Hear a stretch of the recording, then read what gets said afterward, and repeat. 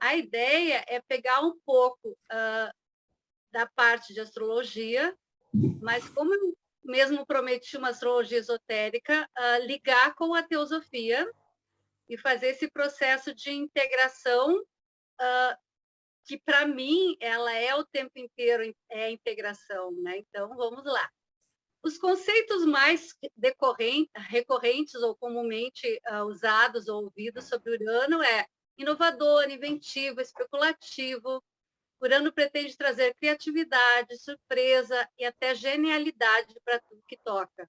Rompe com os padrões estabelecidos de pensamento, criando mudanças súbitas e até mesmo radicais, substituindo o que era por algo novo e melhor.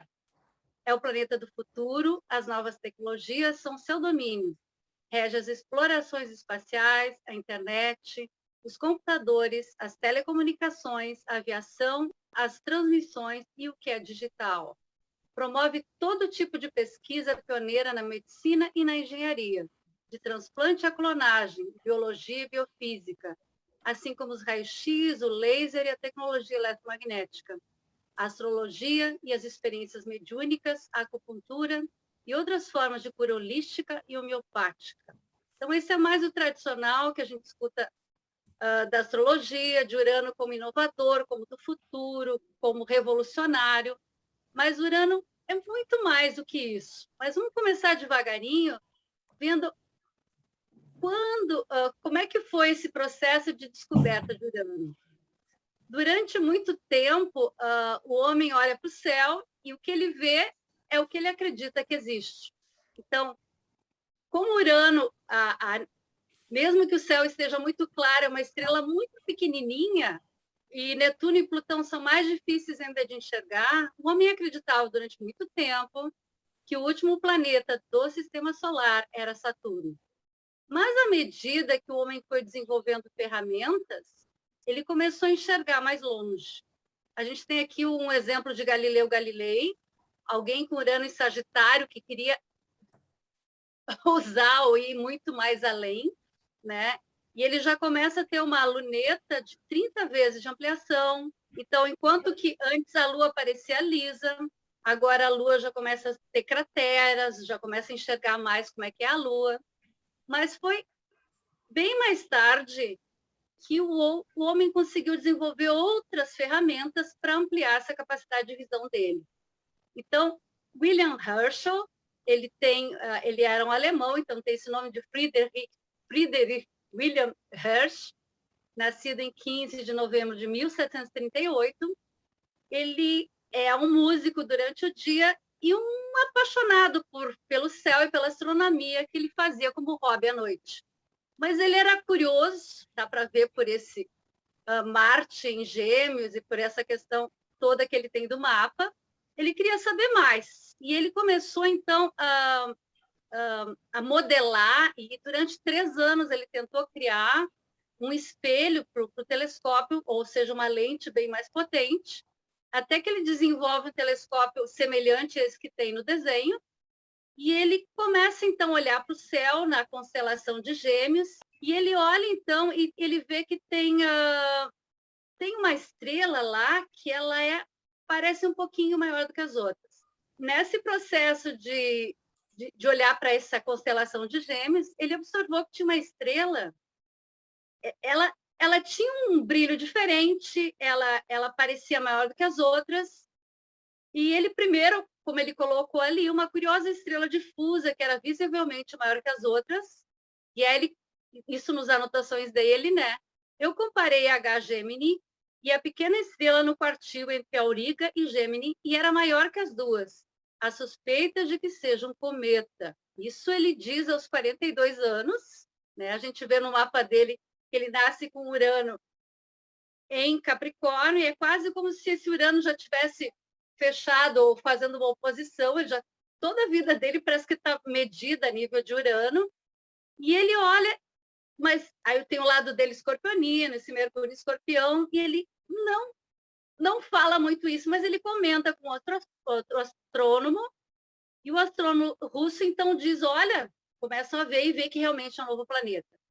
E aí o que ele faz? Ele imediatamente dá o nome deste planeta, ele dá o nome de Georgium Sidus, ou Estrela de Jorge, em homenagem ao rei Jorge III, que era o rei da Inglaterra, onde ele vivia naquela época, e o rei fica encantado. E aí, com isso, ele acaba promovendo ele a astrônomo, ele larga, então, o cargo de músico que ele tinha e começa a trabalhar só com astronomia, e ele acaba sendo um grande desenvolvedor de telescópios, ele constrói cada vez telescópios maiores, e a gente vê que ele vai, então, encontrar cada vez mais estruturas. Mas o pessoal começa a não gostar muito da ideia de que o planeta seja chamado com o nome de um rei.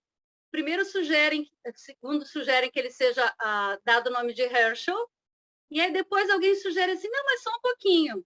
Se foi Júpiter, e depois o pai dele, Saturno, e depois o próximo, mais distante, Urano, o pai de Saturno. E aí, então, o planeta acaba sendo chamado de Urano. Nessa época, o que estava acontecendo?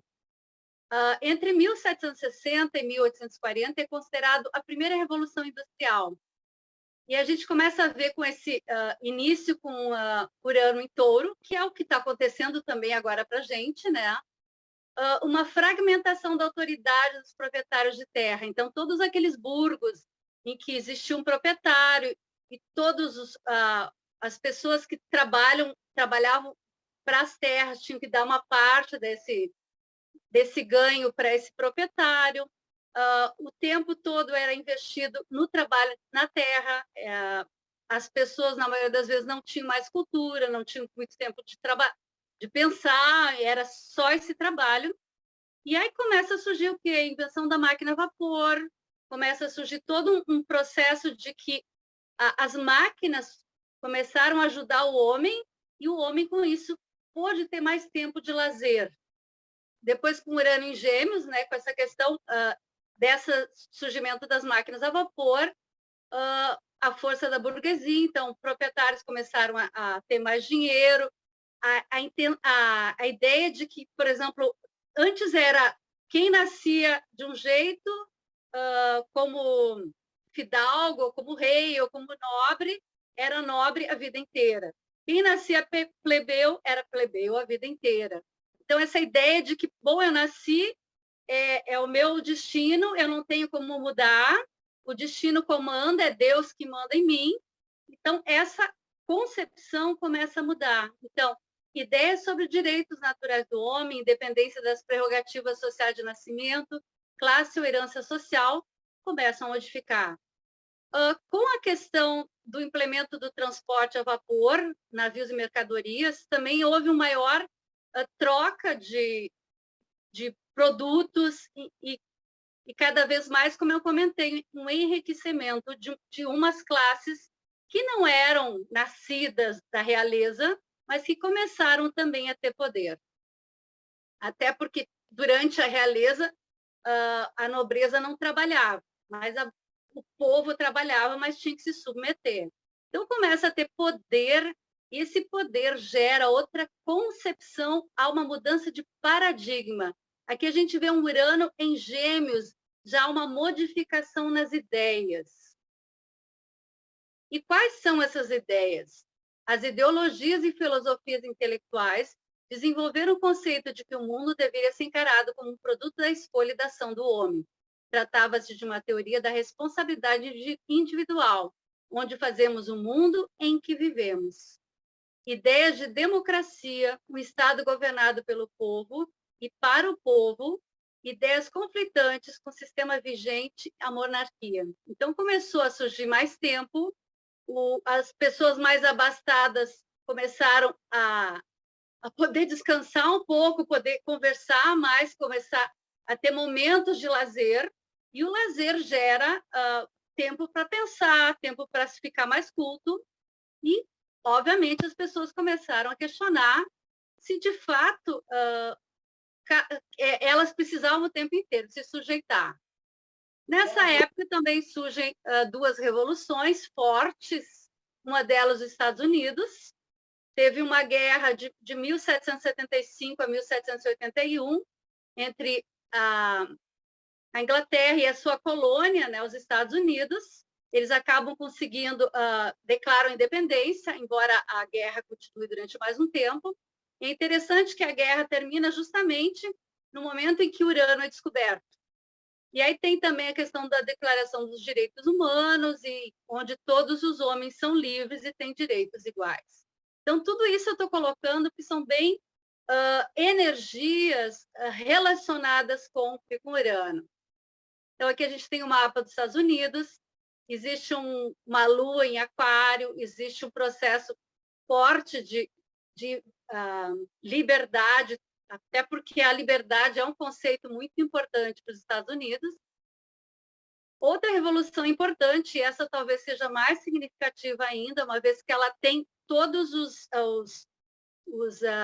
ingredientes relacionados com a questão já de preparação para a Era de Aquário, né? Então, a França, a revolução contra a nobreza também, inclusive o processo de guilhotinar a nobreza no sentido de realmente eliminar isso, buscando liberdade, igualdade e fraternidade. E eles comemoram muito a questão da queda da Bastilha, onde era o local onde eram colocados os prisioneiros que iam contra a nobreza. E a gente tem já nesse período, que já não é mais Urano em Gêmeos, mas um Urano em Leão, ou seja, a nobreza, ou o que de fato é essa nobreza, né? Esse Urano mexe com a questão da realeza.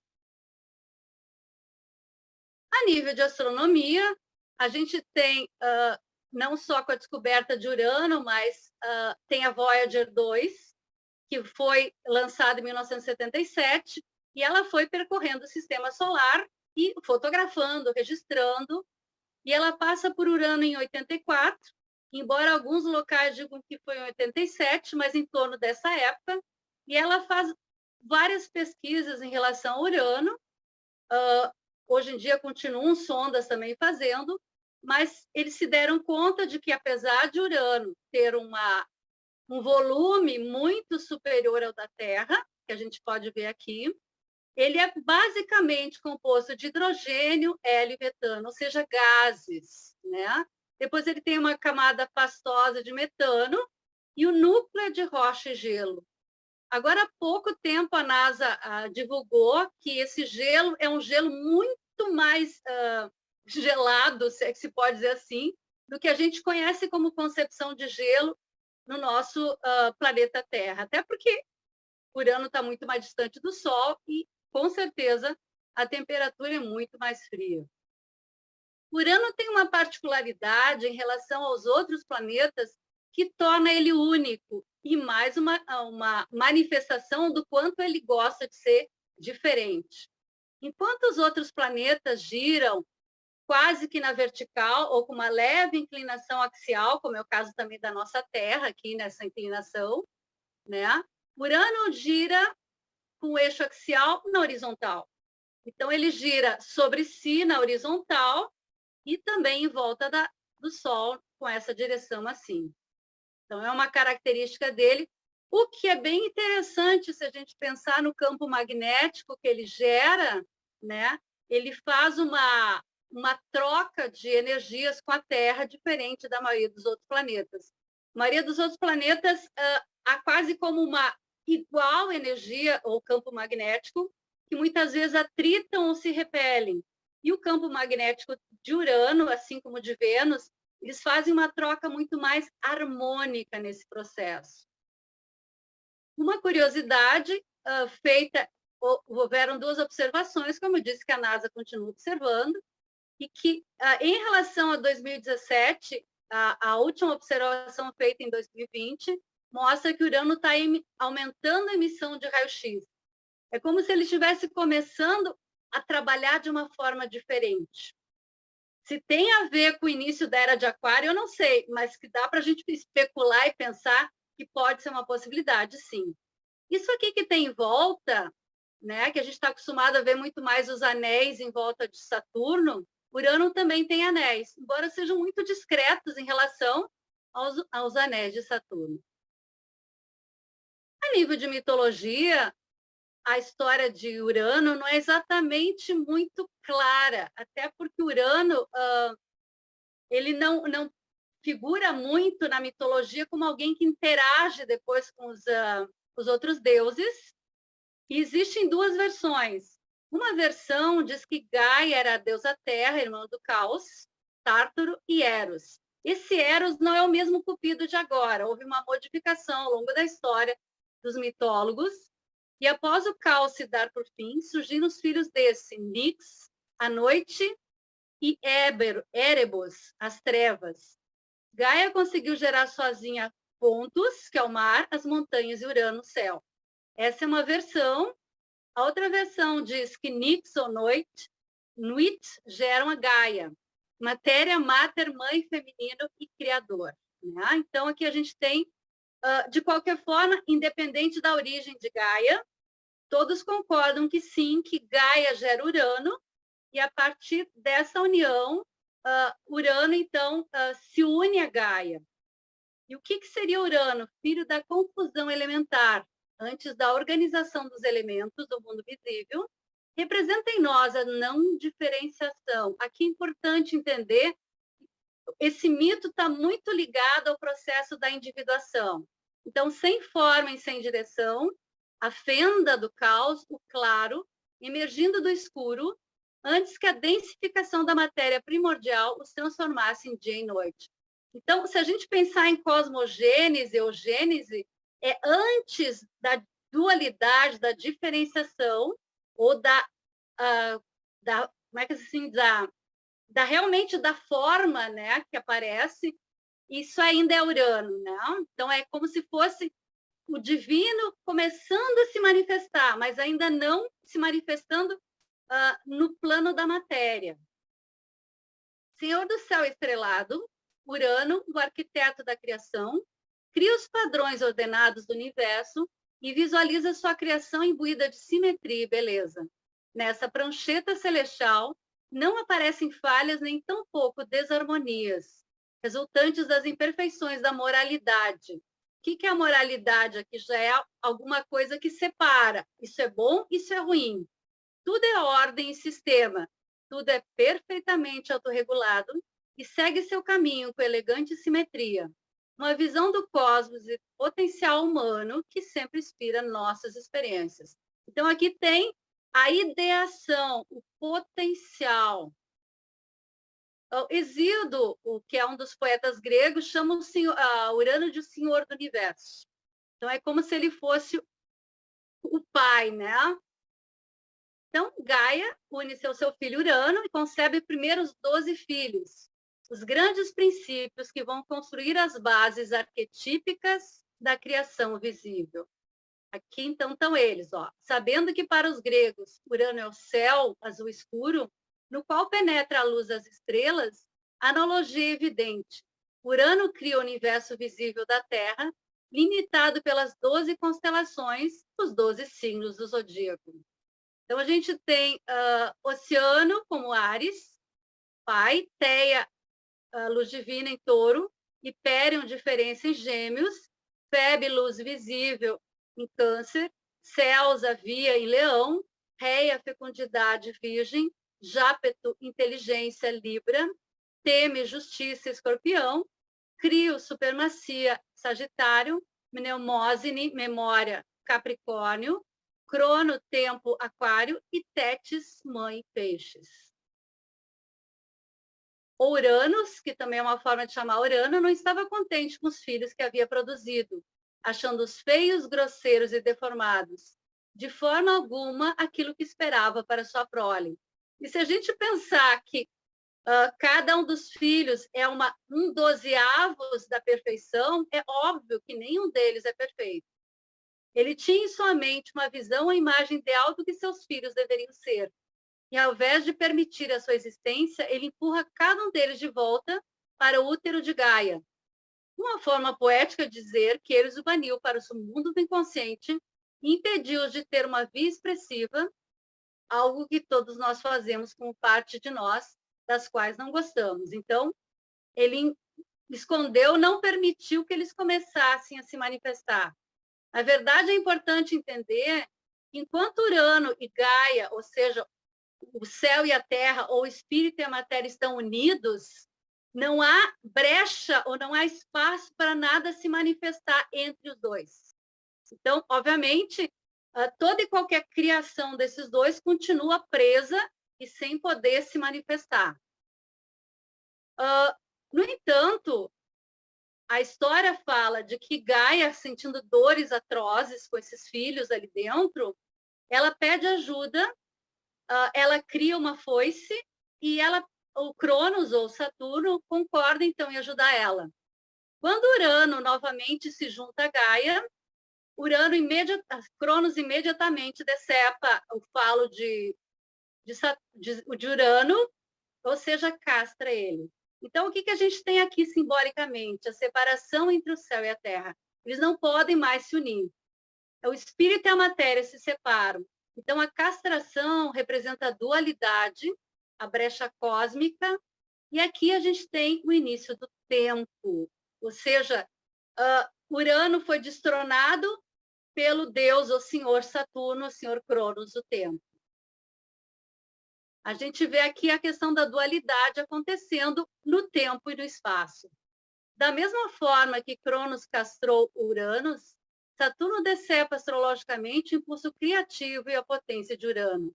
Então, aquela questão perfeita da divindade já não consegue mais se manifestar da mesma forma. A imagem traz em si uma guerra básica que existe na psique de todos nós.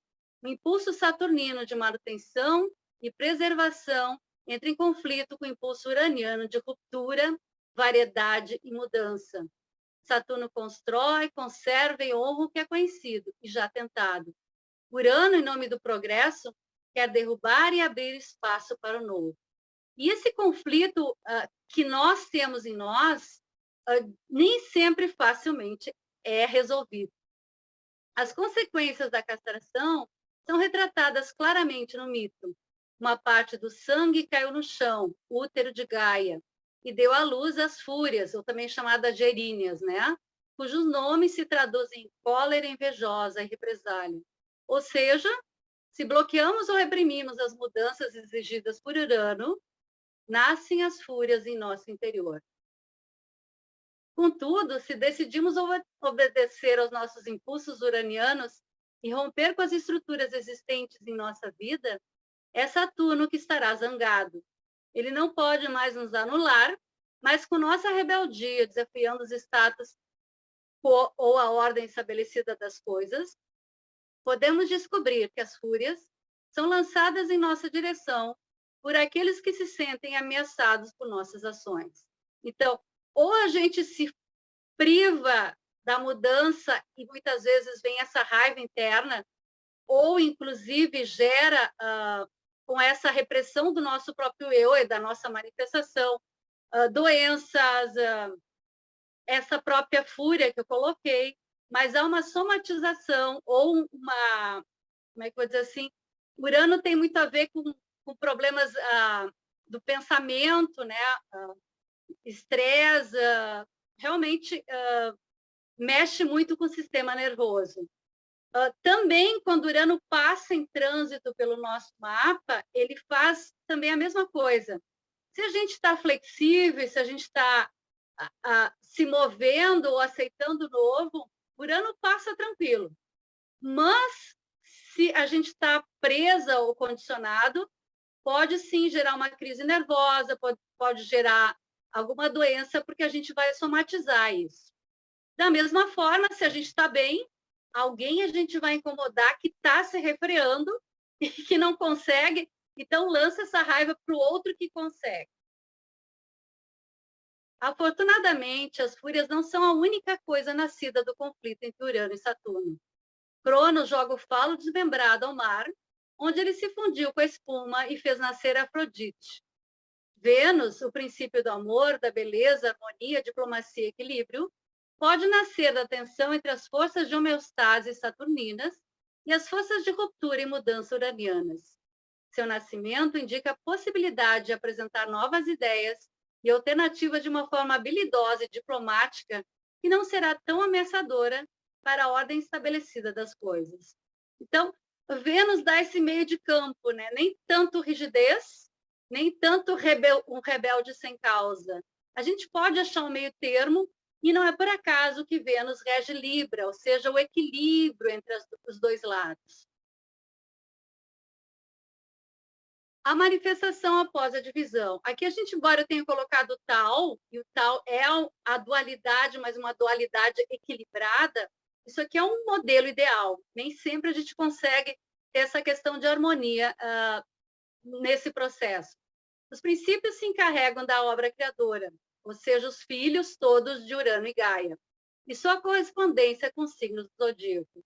Mas existe a divisão entre o masculino e o feminino. Então, aí tem as histórias que os irmãos casam entre si, alguns, outros casam com outros deuses ou divindades, e eles vão, então, se manifestando e gerando a continuação ou a cosmogênese relacionada com a parte dos deuses, ou também as energias que vão surgindo na matéria. Urano representa o tempo não condicionado, a eternidade atemporal, como a manifestação inicial do caos, perdeu o poder em virtude da castração. O universo da infinitude, o parque de diversões da mente divina, subitamente passará a ser finito sob o poder do tempo condicionador representado por Cronos. Então, diziam que o reinado de Urano era de paz, de harmonia, de criatividade, mas o reino de Cronos, que sucedeu, foi difícil, foi desafiador, e ele então se tornou o poderoso senhor do tempo.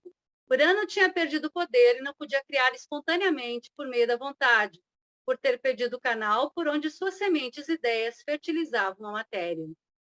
A rebelião dos novos deuses teve êxito, à custa, porém, da liberdade da criação.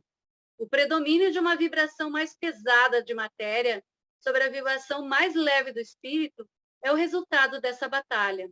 A constante luta natural entre o velho e o novo, a integração de novas ideias e os padrões estabelecidos da vida e da consciência, que é a temática subjetiva à história da evolução. Aí está simbolizada a descida à matéria do arco involutivo do espírito aprisionado pelas limitações de Cronos-tempo. Inclusive, a gente sabe que depois ele também tem medo de ser destronado, e o que ele faz? Cada filho dele que nasce, ele devora. Assim como nós somos devorados pelo tempo quando nós estamos numa vibração de Saturno, né? Então, ele acaba sendo destronado por Júpiter, mas a simbologia do tempo para nós. E o que é o símbolo de Urano? Na verdade, existe mais de um tipo de símbolo de Urano. Esse aqui é o mais conhecido.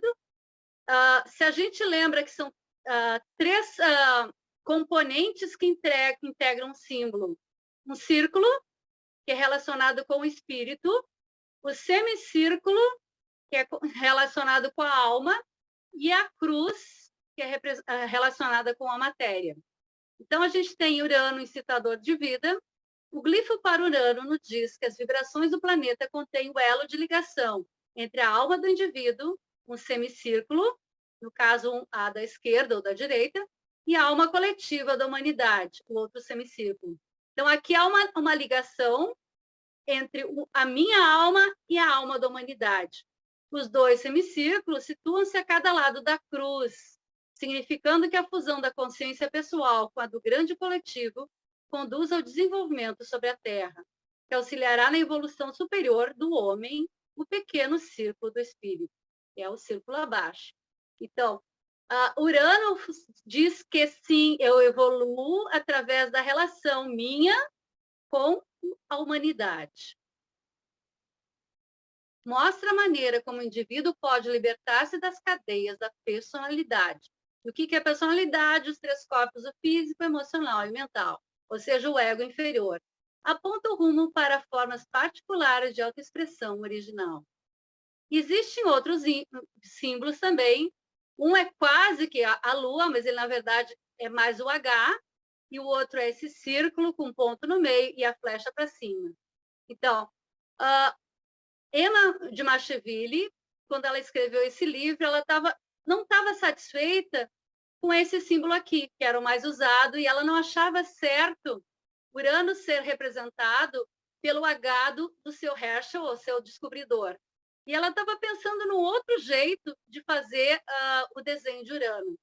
E ela pensou nesse aqui, e ela diz o seguinte: o círculo com um ponto central, representando a vida interna, emancipado por uma seta vertical, representando a força impulsiva, era um símbolo melhor para expressar a maneira de ser de Urano, que é aquele dinamismo para subir verticalmente. E ela conta que enquanto ela estava às 4 da manhã na casa dela pensando sobre isso, uma planta que ela tinha, a semente de repente dá um estalo, sai da sua casca e salta longe. E ela diz assim: e Urano é a força dinâmica da natureza que não quer que a semente caia sobre a mesma raiz, mas quer que ela pule para longe, quer o progresso, né? Então, esse dar-se conta de que se cai sempre no mesmo lugar é sempre a mesma coisa, mas esse ir além, transcender, é esse passo forte de Urano. Mas o que é essa individuação a nível de psicologia? Para Jung, o processo pelo qual a consciência de um indivíduo se individualiza ou se diferencia das outras é o processo de individuação. O termo individuação nos remete a um processo através do qual o ser humano se torna realmente um indivíduo psicológico, ou seja, ele se transforma em uma unidade autônoma e indivisível, ou seja, não dividido, e se tornando uma totalidade. Esse processo é a realização do si mesmo, do self. E aí vamos pensar assim, mas se eu estou no mundo dividido, se eu estou no mundo dual, como é que eu posso ser não dividido? E aí está esse início do processo de individuação. Segundo Jung, o si mesmo vai além. Ele busca a realização no campo espiritual, da arte e da religião, assim como no íntimo da alma, podendo ser vivenciado como um mistério profundo, sendo como uma manifestação de um Deus interior, em que uma pessoa se torna um indivíduo, uma unidade, um todo separado e indivisível. O principal foco da individuação é o conhecimento de si mesmo. Velha e bem conhecida frase, né? Esse processo busca estimular o indivíduo a despertar o melhor de si mesmo e do outro, tirando-o do isolamento e estimulando o outro a empreender uma convivência coletiva maior e saudável. Tal fato nos ensina que o processo de individuação busca aproximar o mundo do indivíduo através do caminho do autoconhecimento. E aí, essa frase já era encontrada no Oráculo de Delfos, então não é uma novidade. Conhece-te a ti mesmo e conhecerás todo o universo e os deuses. Porque se o que procuras não achares primeiro dentro de ti mesmo, não acharás em lugar nenhum. Então, a grande aventura começa olhando para si mesmo. Mas a teosofia vai muito mais além no que seja exatamente essa individuação. Leadbeater coloca que a individuação é a passagem da alma animal para o estágio humano a partir da evolução da centelha divina. Tal processo ocorre com os animais domésticos, quando impelidos pela poderosa corrente evolutiva, desprende-se da alma grupo do reino animal e passam a ser almas individualizadas no reino humano. O que são esses animais domésticos mais evoluídos de acordo com a teosofia? O elefante, o cachorro, o cavalo e o gato. Tá? E são esses. Por que eles são mais desenvolvidos? Porque eles têm esse contato mais direto com o homem, e seja no carinho, no amor, na gentileza que o homem dá como exemplo, seja na grosseria, na maldade, na judiação que alguns homens fazem, o animal acaba evoluindo. E chega uma hora que ele está pronto, então, para passar para a nova etapa. Mas como é que funciona isso? A gente tem esse processo de saída da unidade, a gente vai entrando na matéria, a mesma coisa que o mito de Urano, né? A gente passa pelo processo mineral, vegetal, animal, e depois, sim, essa separação em que a gente passa a ter uma consciência mais humana, embora a gente ainda esteja muito animal ainda dentro do processo de de crescimento. Existem 7 grandes tipos de alma grupais. Em cada alma grupo existem incontáveis tríades inferiores. Cada tríade inferior está ligada a uma superior, que, por sua vez, liga-se a uma mônada. Então, o que é uma alma grupo? Uma alma grupo são vários tipos de vários animais do mesmo tipo, né? Cada um deles está em um local e essas informações vão sendo passadas para essa alma grupo, que acaba tendo uma consciência que depois devolve para todo e qualquer ser daquela espécie, e há uma troca também com essa consciência mais superior, ou espiritual, que também ajuda essa alma grupo a evoluir, e também, através das experiências desses animais na matéria, também há uma passagem para a alma grupo e há esse upgrade de crescimento. Então, aqui a gente tem 3 tipos de conexão com a mônada. A gente tem o processo mais ideal de descida. Aqui ainda não existe uma manifestação no plano físico. Depois existe uma manifestação do ser no plano físico, mas a ligação com o plano superior ainda é muito pequenininha. Aqui quase nem aparece nada. À medida que vai havendo esse crescimento ou essa evolução dessa alma grupo, aos pouquinhos o ser vai se tornando, vai passando para uma outra etapa e vai entrando, então, na questão do homem primitivo, que sim, começa, então, a se ligar com esse ser superior através dessa ligação aqui. Deixa eu explicar um pouquinho mais. Então, está aqui a estrutura da alma grupo, né? Então, a membrana mental da alma grupo, onde está a tríade inferior, é atraída e sugada pelo vórtice superior, né? Desintegrando-se a tal ponto de formar partículas do terceiro subplano mental, no plano mental, unindo-se em delicadas películas que é envoltório do corpo causal primordial. Então, deixou de ser animal, individualizou no sentido teosófico e começou a ser um humano com um corpo causal, onde habita a alma, e aí, a partir daí, há uma ligação entre o espiritual e a matéria. Vou explicar mais adiante também. O impulso de fluxo divino, vindo do primeiro aspecto do Logos, com esse grande poder de atrativo, a tal ponto de formar um corpo causal, possibilita o aparecimento da autoconsciência na próxima encarnação. Então, quando encarnasse a tríade inferior, ou seja, o físico, o emocional e mental, não mais utilizará um corpo animal, mas sim um corpo humano, uma vez que já constituída uma alma individual, ligada ao Atma, Buddha e Manas, e o espírito, a mônada, agora crucificada na matéria. O Taimni coloca que a formação do corpo causal marca o nascimento da alma humana, e daí em diante a alma segue o processo da evolução humana de acordo com as leis da reencarnação e do karma.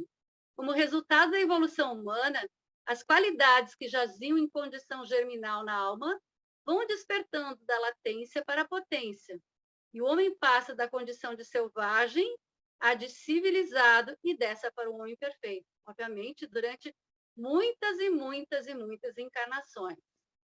Esse gradual desenvolvimento das características humanas e divinas é marcado pelo desenvolvimento paralelo do corpo causal, ou seja, aquele local onde está a alma e onde está recebendo todas essas informações de cada personalidade ou cada vida dessa pessoa. Então, ela teve experiências, essas experiências são guardadas no corpo causal, aí a pessoa morre, ou essa personalidade morre, vem uma nova personalidade, mais experiências, e assim o ser vai evoluindo.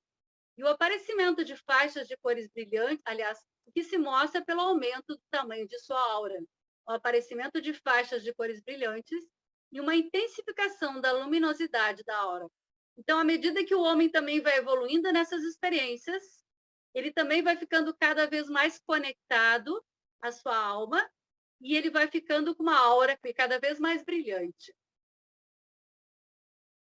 Blavatsky coloca que muito grande é o mistério que se relaciona com os antecessores altamente espirituais do homem divino, que está dentro do homem terrestre. E o que exatamente é essa alma que as pessoas falam? O homem primordial, saído do corpo de seus progenitores espiritualmente, sem fogo, descrito como um ser aeriforme, não compacto e sem mente. Não tinha princípio médio que servisse de elo entre o superior e o inferior, o homem espiritual e o cérebro físico, porque não era dotado de manas. As mônadas que se encarnaram naquelas conchas vazias permaneceram tão inconscientes como quando se achavam separadas de suas formas e veículos incompletos e interiores. Então, o que acontece no início? Isso ainda na terceira raça, na época lemuriana, os responsáveis por construir o corpo físico do homem fecharam, organizaram tudo, mas o que funcionava antes de todo o espiritual trabalhar com a alma grupo e trabalhar com os animais, com as plantas e com as pedras, minerais, não deu certo. Aquela casca continuava vazia e o espírito não conseguia se comunicar diretamente com o corpo físico, ou o cérebro, como está colocado ali, né? O cérebro físico. O que acontece, então? Acabando de formar lentamente o quaternário, ficou constituído uma linda casa, por assim dizer, com escritos à espera do inquilino. Foi nessa ocasião que espirituais, isso são elementais extremamente elevados, inteligências vieram à Terra e foram habitar o quaternário humano, isso é, o homem sem mente. Então, aqui há uma conexão na metade da terceira raça lemuriana e parte da quarta raça atlante, em que esses seres serviram de conexão entre o espírito e o corpo físico, emocional e mental desse ser que estava surgindo. Embora Annie Besant coloque que era uma linda casa, na verdade, se a gente for comparar com os padrões de beleza de hoje, não era exatamente um ser muito bonito. Ele tinha, essa é uma representação de um clarividente, ainda tinha essa forma muito animal, essa mandíbula extremamente grande e um cérebro muito pequeno ainda. Mas, se a gente for pensar entre o que era enquanto animal e enquanto essa nova expressão de manifestação, era um grande upgrade. Assim se encarnaram os chamados Manasaputras, que ficaram sendo os habitantes das formas humanas da Terra. E são eles que, tomando o corpo de época em época, constituem os egos que se reencarnam, os manas, as individualidades persistentes, ou o quinto princípio do homem. Então, aqui teria o corpo causal, na parte do mental superior, enquanto que aqui estão os corpos que a cada encarnação voltam novos. Manasaputra é o que podemos chamar o seu nome histórico, o nome que dá a ideia da sua entrada na humanidade, num dado momento da evolução. Manas é um nome comum que designa a natureza do princípio assim definido. O indivíduo, o eu ou ego. É uma designação que implica o fato de que esse princípio é permanente, que não morre, que é o princípio que individualiza, diferenciando-se no pensamento de tudo que não seja ele próprio. O sujeito, na terminologia ocidental, como oposto objeto, o ego superior. Contraste do ego pessoal, que a gente chama também de ego inferior, a que nos vamos referir. O ego que se reencarna deriva sua importância do fato de ser o princípio que continuamente toma corpo e assim reúne na sua própria experiência todas as vidas passadas na Terra. Dão-lhes ainda outros nomes. Aí tem eu superior, anjo solar, agnisvatas, em várias denominações, em várias religiões. Essa natureza misteriosa, proteica, além de qualquer compreensão, e é quase indistinta em suas correlações com os outros princípios, que é a coisa mais difícil de compreender e ainda mais difícil de explicar. Manas é um princípio, e, no entanto, é uma entidade e uma individualidade ou ego. Ele é um Deus, e aí está entre aspas, e, no entanto, está condenado a um ciclo infindável de encarnações, sendo responsável por cada uma delas e tendo que sofrer por cada uma delas. Ou seja, ele se compromete, através dessa ligação do espírito com a matéria, a fazer com que essa matéria, ou esse ser, se evolua. Mas ele está preso a essas experiências, enquanto essa pessoa não passar para um estágio superior, ele ainda vai continuar ajudando vida após vida, esses seres. E aí eu coloquei o mito de Prometeu, que justamente representa esse ser acorrentado, que trouxe, né, roubou o fogo dos deuses, para trazer para a humanidade começar, então, a evoluir. Mais uma vez aprisionados, suas essências se tornam duais. Isso quer dizer que os raios da mente divina eterna, considerada como entidades individuais, assumem um atributo duplo. Então, essa alma, enquanto ela passa as experiências, aliás, as orientações para que esse ser evolua do espírito, ela também guarda ou vai absorvendo todas essas experiências de cada vida na personalidade, para que vá se formando esse ser a partir dessas experiências. Um Deus não é uma deidade universal, mas apenas uma centelha originada do oceano único do fogo divino. O nosso Deus interior, ou nosso Pai em segredo, é o que chamamos o eu superior, o Atma. O nosso ego encarnante era um Deus originalmente, assim como eram todas as emanações primevas do princípio desconhecido único. Mas desde a sua caída na matéria, tendo de encarnar por todo o ciclo em sucessão do primeiro ao último, ele não é mais um Deus livre e feliz, mas um pobre peregrino a caminho de reconquistar aquilo que perdeu. Então, aqui a gente vê um ser que foi castrado e que vai tentando voltar à sua divindade. E aqui tem uma outra forma de mostrar, então, o local onde está esse ser e a parte do corpo causal, junto com outros atributos, aqui os corpos da personalidade e aqui a parte do espírito. Então, ele fica fazendo essa ponte. Então, o corpo causal cresce de um lado pelo impulso vindo do físico, astral e mental, e do outro lado pelas forças espirituais agindo sobre ele e provenientes dos planos búdico e átmico. Se a personalidade alinha-se com os interesses do ego, e por esse pode ser utilizada para seus propósitos mais elevados e mais amplos, a encarnação será um grande sucesso, e as experiências da personalidade permitirão uma rica colheita para o uso e desenvolvimento do ego. Ou seja, se eu conseguir me conectar com a minha alma, eu vou conseguir trabalhar ou realizar o meu Dharma. E aqui a gente está passando por uma fase, e não é por acaso, até porque a gente diz essa nova era, que eu falei da terceira raça lemuriana, eu falei da quarta raça Atlante, que seria essa aqui. A gente passou agora, aliás, já passou muito tempo, né, para a quinta raça, e a gente está no momento na quinta sub-raça da quinta raça raiz. Dizem os escritos teosóficos que cada número da sub-raça anterior que corresponde à próxima raça, ou seja, a quinta sub-raça da quarta raça foi um modelo para a quinta raça posterior. Assim como a sexta sub-raça vai ser um modelo para a sexta raça posterior que vai vir adiante.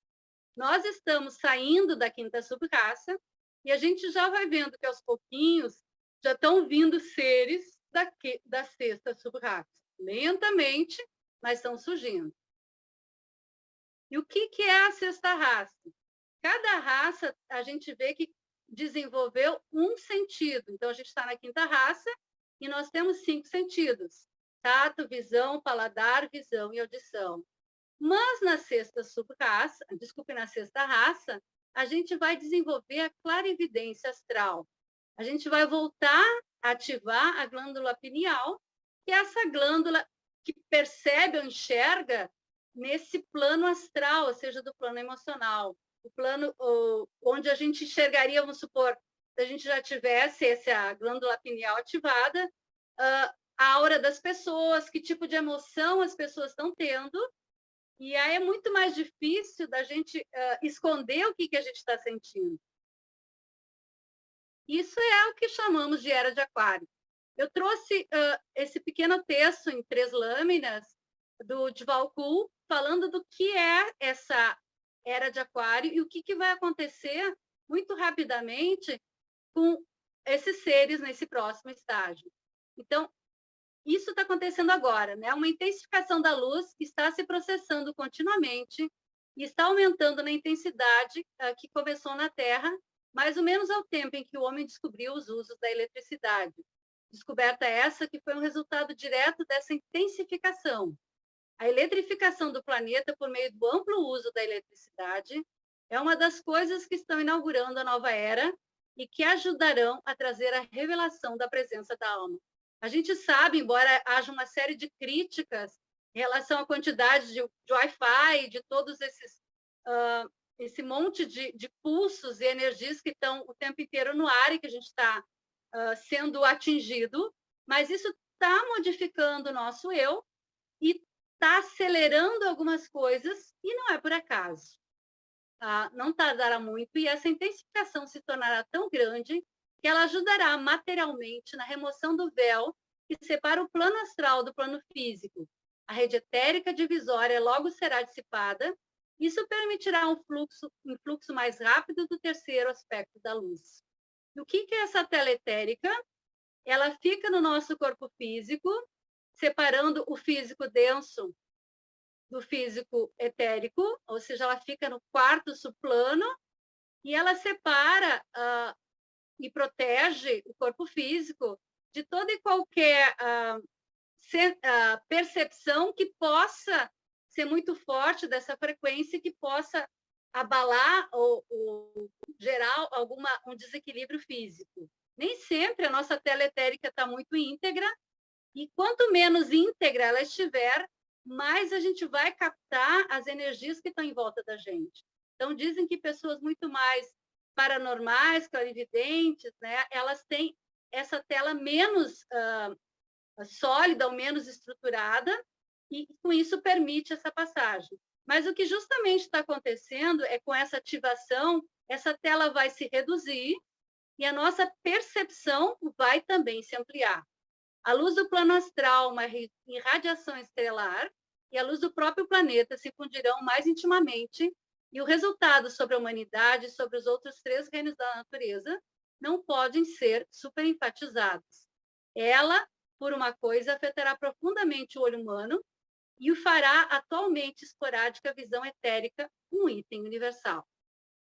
Ela trará para dentro do raio de nosso contato a gama de cores infravermelha e ultravioleta, e nós veremos o que no presente está oculto. Tudo isso tenderá a destruir a plataforma sobre a qual se apoiam os materialistas e a pavimentar o caminho, primeiro, da admissão da alma, como uma hipótese plausível, e segundo, para a demonstração de sua existência. Nós somente necessitamos de mais luz, no sentido esotérico, para ver a alma, e essa luz logo estará disponível e nós compreenderemos o significado das palavras. E, em tua luz, nós veremos a luz. No nosso estado mental habitual, somos constantemente habitados por tempestades emocionais que cobrem a realidade do mundo exterior. Pensamos o mundo em vez de vê-lo e projetamos sobre ele nossos desejos. Essa é a nossa maneira de nos separarmos de nós mesmos e de nosso sentido e de nos recusarmos a ser quem somos. Mas, se aceitarmos por um instante apenas sermos verdadeiros, totalmente sem julgar nossos sentimentos e nossas reações, o véu se levanta. Nossa atenção se torna total. Essa faculdade de atenção plena e inteira pertence a Urano e é governada pela hipófise, a glândula que corresponde ao chakra frontal, o famoso terceiro olho, que é o que a gente comentou agora, né? Um estado de lucidez total e uma presença absoluta, sem tempo e sem limite, em que tudo é evidente. Quem lembrou de Krishnamurti tem tudo a ver. Aqui a gente tem os 2 lados do cérebro da gente, que nesse processo de dualidade, embora a gente tente integrar eles meio que funcionam separadamente. E cada um desses hemisférios está conectado a um planeta. Então, a gente tem o hemisfério esquerdo relacionado com o planeta Mercúrio, que está relacionado com a aprendizagem, mas uma aprendizagem muito mais que vai sendo construída à medida que eu vou estudando, que eu vou conversando, que eu vou lendo. Então, são formados conceitos através da experimentação, da observação e da aprendizagem. Está ligado à sequência, tempo, análise, abstração, causa, uniforme, objetivo. subordinação, exterior, racional, causa um sentido. Então, ele relacionado com a nossa parte mais racional ou mais material. O hemisfério direito, ele está relacionado com Urano e também com Vênus.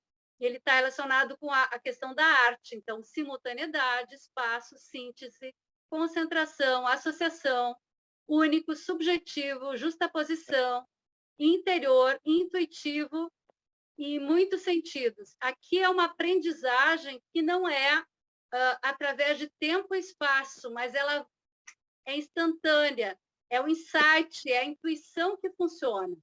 Tá? Então, a gente tem esses dois hemisférios. Algumas pessoas são extremamente lógicas e têm preponderância do hemisfério esquerdo, outras estão ligadas mais ao direito e algumas têm o equilíbrio entre os dois. A natureza das ondas alfa e teta, que são essas ondas que a gente tem normalmente, como a gente está agora operando, funcionando o nosso cérebro nas ondas beta. Mas, dependendo da meditação, a gente pode, estando acordado, baixar essa vibração e baixar a vibração vai conectar com o nosso lado mais profundo. Então, a questão de conectar com o superior, no sentido da alma, e que é um dos objetivos da meditação. Então, a gente tem a alfa e a teta. Depois, a gente tem a delta, que é o que a gente consegue no sono profundo, mas não é toda hora que a gente está dormindo que a gente chega nela. Tem gente que tem problema para dormir, que se vira, não consegue chegar. Mas se eu não tiver pelo menos alguns minutos de delta durante o meu sono, eu acordo, mesmo que eu tenha dormido 8 horas de noite, eu acordo cansado. Eu preciso dessa conexão profunda. Mas a natureza das ondas alfa e teta e a associação com o cérebro direito, ou seja, aquele cérebro intuitivo e uraniano, sugere que através delas, ou de vias similares, que a pessoa recebe a energia e a vibração dos planetas transpessoais, Urano, Netuno e Plutão, ou seja, aqueles planetas muito mais aprofundados. Essa assimilação consciente ainda é feita apenas por uma minoria que conseguiu sintonizar-se com os padrões totalizadores do hemisfério direito, ou seja, aqueles que conseguem criar, que têm o lado mais rebelde, mas não rebelde no sentido de briguento, mas que se permite essa liberdade de ser autêntico. Né? Os demais recebem essa vibração como projeções do inconsciente, manifestadas como destino. São o padrão do coletivo. Então, eu tenho aquele momento daquele Urano naquele signo, e toda a minha geração tem. Então, eu tenho essa característica, porque eu nasci, ou seja, o destino me colocou naquele momento. Esses planetas espirituais, que são esses Urano, Netuno e Plutão, aparentemente também provocam oscilações nas ondas cerebrais, que desmantelam os rígidos padrões estruturais dentro do indivíduo e da sociedade e acabam provocando algum tipo de mudança profunda. Então, quanto mais eu me abro para receber essa energia, obviamente, mais essa mudança se acontece. A inter-relação entre corpo, cérebro e mente também se verifica na incipiente percepção de que a qualidade e a natureza dos pensamentos, das atitudes e das emoções pode alterar o equilíbrio e a natureza da química cerebral. As mudanças paradigmáticas envolvem novas formas de percepção e compreensão que explicam nossas experiências da realidade de modo mais preciso e satisfatório. Essas mudanças geram crises, até porque cada vez que eu mudo a minha forma de perceber, cada vez que eu entro em conflito com o que eu acreditava e eu passo a acreditar, há uma crise para ver se realmente isso é verdadeiro para mim. E esse novo paradigma inclui o conhecimento e informação do paradigma anterior, ou seja, eu integro, mas destrói as barreiras da limitação que eu tinha até aqui eu vou, mas a partir daí eu não vou. E essa eliminação gera ou cria teorias e explicações mais abrangentes. Então, à medida que eu vou evoluindo, obviamente, eu vou tendo crises, eu vou mudando os meus paradigmas, mas eu vou ampliando a minha área de limitação. Urano é conhecido como o senhor da via oculta, refletindo também sua condição de primeiro pai, quanto sua posição como primeiro planeta de mistério dos espaços transpessoais, o Hierofante, o revelador oficial dos sagrados mistérios e cerimônias, o sacerdote iniciador. É o alto planeta do ocultismo, porque cobre aquilo que é essencial, esconde o que precisa ser descoberto e, no momento certo, transmite o conhecimento do mistério oculto. Basta a gente se conectar a ele, ou basta a gente se permitir sair desse limite imposto. Como hierofante, Urano supervisiona a ação do anjo solar, a alma, sobre a personalidade do aspirante até a terceira iniciação. O impacto total da natureza elétrica de Urano é sentido durante os últimos estágios da via, quando a alma do iluminado é levada para o solo ardente, onde ocorre a quinta iniciação e a saída da roda de samsara e a libertação. E aí não só a libertação do ser no plano da matéria, mas também a libertação da necessidade de fazer a ponte da alma, uma vez que a gente passa a se conectar diretamente ao espírito. Então, a gente não necessita mais desse processo de auxílio da alma. Urano, a nível esotérico, é regente de Libra, no nível da alma, e ele é um planeta que rege o sétimo raio. A missão de Urano é despertar a vida na forma, destruir todos os ídolos, destronar a superstição, expulsar os mercadores do templo e levar-nos por força a compreender que existe um Deus interior, a divindade habita no íntimo do homem, que é a nossa alma. O que é o sétimo raio? Existem, obviamente, os outros 6, mas o sétimo raio, especificamente o de Urano, é o raio da ordem cerimonial e da magia. É o raio, é o sétimo raio, e as energias da era de Aquário, que ele estimula, começaram a entrar em manifestação no atual ciclo mundial no ano de 1675, enquanto as influências do sexto raio e da era pisciana estavam apenas começando a declinar. Conforme as energias da nova era começam a obter mais intensidade de expressão, as características do sétimo raio tornam-se cada vez mais aparentes para todos nós. E esse é um raio criador, e esse cerimonial e magia não necessariamente é o que a gente relaciona com cerimonial e magia, mas sim o cerimonial e a magia são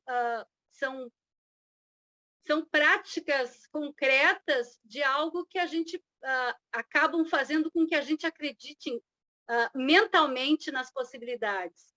Então, muita gente necessita do ritual para que a magia da mente opere. No entanto, se eu começar realmente a entender que o foco do meu pensamento potencializa que eu sou um ser criador, cada vez mais eu consigo equilibrar o meu eu e potencializar o meu pensamento, menos os rituais externos, né, são necessários. Cada vez mais porque eu tenho essa potência criadora, cada vez mais eu posso realmente realizar.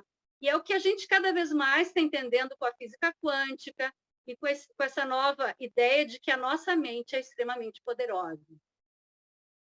Então, aqui só para lembrar, para conhecer, cada raio é regido por 2 planetas, com exceção do 5º raio, Vênus, e o 7º raio, Urano. À medida que a potência das energias de Urano, o 7º raio, se identificar e o terreno ardente da mudança for transposto, a qualidade da relação passará para o primeiro plano da consciência, emergindo daí uma atitude nova e inclusiva e o mistério da polaridade sexual. Jung indica a necessidade da integração das qualidades do sexo oposto na consciência individual por intermédio da instauração do relacionamento da ânima e do ânimo. É uma nova relação entre os polos positivo e negativo da vida. Ou seja, é a dualidade que volta a ser integrada. Isso realmente é a individuação, é o não estar mais dividido. É o meu lado personalidade, meu lado espiritual começam a se unir. Construir o ideal utópico do reino dos céus na Terra. Ou seja, Urano volta a se unir a Gaia.